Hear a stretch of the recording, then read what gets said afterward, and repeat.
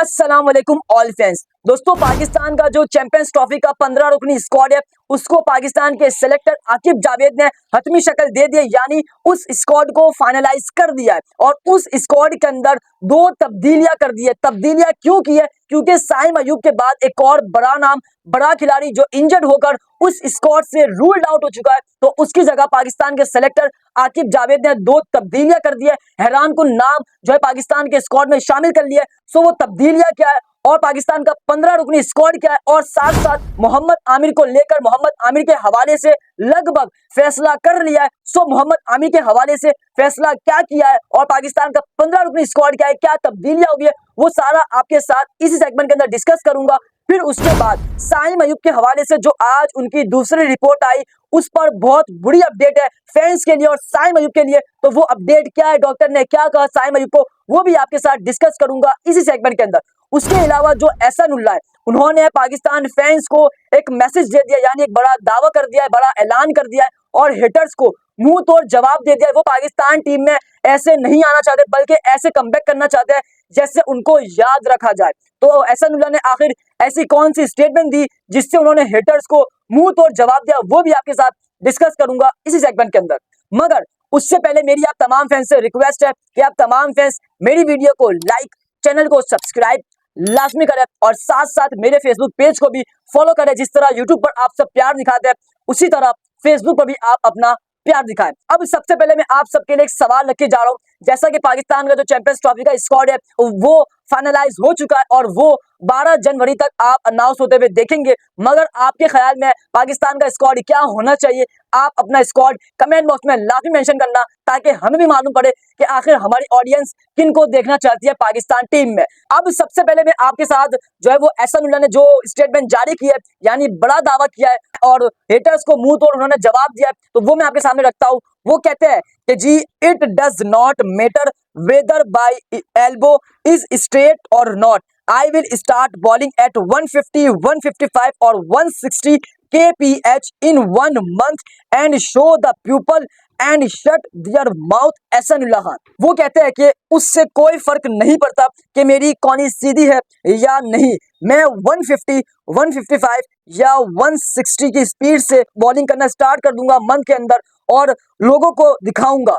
यानी कहते हैं कि जी, मैं सबका मुंह बंद करूंगा। जो कहते थे कि मैं 150 प्लस से बॉलिंग नहीं कर सकता, तो अब मैं अपना स्टार्ट जो कैरियर का है वो 150 प्लस से ही स्टार्ट करूंगा। यानी इस स्पीड को डायरेक्ट मैं पकड़ूंगा और इससे ज्यादा तेज रफ्तार की बॉलिंग करवाऊंगा और लोगों को बताऊंगा, और फिर मैं पाकिस्तान टीम में कमबैक करूंगा और कमबैक भी ऐसा कि मुझे याद रखा जाए। तो ये एहसानुल्लाह का बड़ा दावा है, बड़ा ऐलान किया है और अब देखते हैं कि वो क्या करते हैं, पाकिस्तान टीम में क्या वापस आते हैं ये स्पीड से जिस तरह वो कह रहे हैं, ये तो वक्त ही बताएगा।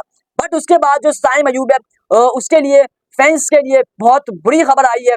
जैसा कि हम सबके पास अब तक जो अपडेट आ रही थी वो यही आ रही थी कि साइम अयूब अब अपनी जो है टखने पर वजन दे सकते हैं और वो अब फरवरी के दूसरे वीक के अंदर अपनी जो है वो प्रैक्टिस यानी ट्रेनिंग जारी कर देंगे। मगर अब जो रिपोर्ट आ रही है, जो उनका दूसरा टेस्ट था, उसके बाद डॉक्टर क्या कहते हैं पहले वो आपके साथ डिस्कस करता हूँ। वो कहते हैं कि जी, doctor Jesselin has advise Saim Ayub to take 6 months off rest for complete recovery.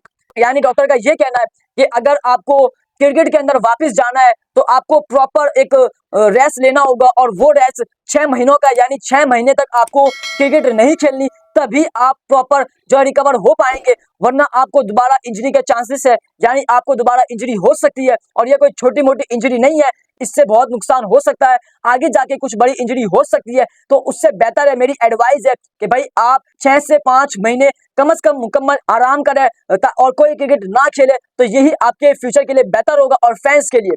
तो ये डॉक्टर ने एडवाइस दी है साइम अयूब को और इस एडवाइस को देखकर मैं तो बहुत सैड सा हो गया हूँ। सो आपने जब अपडेट देखी है तो आप कैसे हो गए? अब साइम अयूब के हवाले से डॉक्टर ये एडवाइस कर रहे हैं, तो आप क्या राय रखते हैं उस बारे में कमेंट बॉक्स में लाजमी मेंशन करना। मगर अब बात करते हैं हम पाकिस्तान का जो चैंपियंस ट्रॉफी का स्क्वाड है वो 15 नाम आकिब जावेद ने फाइनलाइज कर दिए और उस स्क्वाड के अंदर 2 तब्दीलियां कर दी गई है जो सोर्सेज से मालूम पड़ रहा है और मोहम्मद आमिर के हवाले से भी फैसला कर लिया है। मगर सबसे पहले हम जो चैंपियंस ट्रॉफी का स्क्वाड है उसको लेकर बात करते हैं, यानी चैंपियंस ट्रॉफी का जो स्क्वाड है जिसमें आपको भी पता है और मुझे ही पता है कि जो 11 से 12 नाम है वो कंफर्म है, जैसा कि मोहम्मद रिजवान हो गए, सलमान अली आगा हो गए, बाबर आजम हो गए, साइम अयूब हो गए, कामरान गुलाम हो गए, शाहीन शाह अफरीदी हो गए, नसीम शाह, हारिस रऊफ हो गए, अबरार अहमद, फखर जमान और तैयब ताहिर और मोहम्मद हसनैन। ये 12 से 11 नाम है जो कंफर्म पाकिस्तान के चैंपियंस ट्रॉफी का स्क्वाड का हिस्सा है। मगर अब साइम अयूब के बाद एक और खिलाड़ी जो है स्क्वाड से वो रूल्ड आउट हो गया, यानी वो भी इंजर्ड हो चुका है और उनका भी ऐसा लग रहा है कि वो चैंपियंस ट्रॉफी के स्क्वाड के अंदर जगह नहीं बना पाएंगे क्योंकि वो वेस्ट इंडीज टूर के अंदर से भी आउट हो चुका है, रूल्ड आउट हो चुका है और वो नाम है हसीबुल्लाह खान। यानी मोहम्मद रिजवान के पास पाकिस्तान के पास दूसरा विकेट कीपर बैकअप था और वो ही अब इंजर्ड हो चुका है और उनको भी काफी अच्छी खासी इंजरी हुई है। मैंने सुबह के ब्लॉग में आपको यही बताया था, तो अब उनको भी जो है रूल्ड आउट करने का फैसला कर लिया है और उनकी जगह जो नाम आ रहा है वो बहुत ही इंटरेस्टिंग नाम है और बड़ा अच्छा नाम है और फैंस भी इसको देखकर काफी हैप्पी होंगे।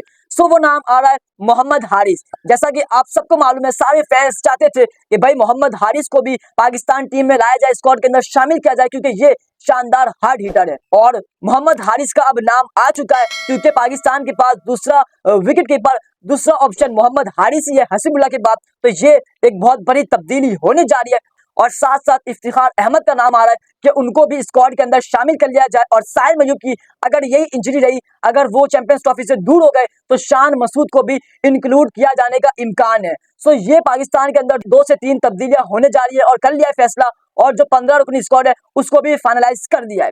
मगर अब सवाल लोगों का ये है कि जी मोहम्मद आमिर का क्या बना, मोहम्मद आमिर के हवाले से कोई फैसला आया कि नहीं आया, और जी आकिब जावेद की जानिब से फैसला आया है, सोर्सेज से मालूम पड़ रहा है और ये फैसला अभी तक कंफर्म नहीं है। बट जो अपडेट आई तो मैंने कहा कि मैं अपने व्यूवर्स को बताता चलूं कि भाई मोहम्मद आमिर के हवाले से आखिर क्या अपडेट आई है, लेकिन ये अपडेट कंफर्म नहीं है।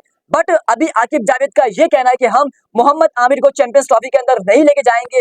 क्यों नहीं लेके जाएंगे, उस पर एक बहुत बड़ी वजह है। मोहम्मद आमिर हमारे ज़हन में तो है, मगर अभी जो पाकिस्तान के अंदर नए नए बच्चे हैं उनको मौका देना, नया टैलेंट बहुत है पाकिस्तान के अंदर और उनको अपने घर इस्तेमाल करना है अपनी कंडीशन के अंदर, तो ये हमारे लिए बेस्ट मौका होगा। तो आकिब जावेद यही कहते हैं कि अभी मोहम्मद आमिर हमारे प्लान में नहीं है, लेकिन हम आगे जाके मोहम्मद आमिर को जरूर प्लान में रखेंगे।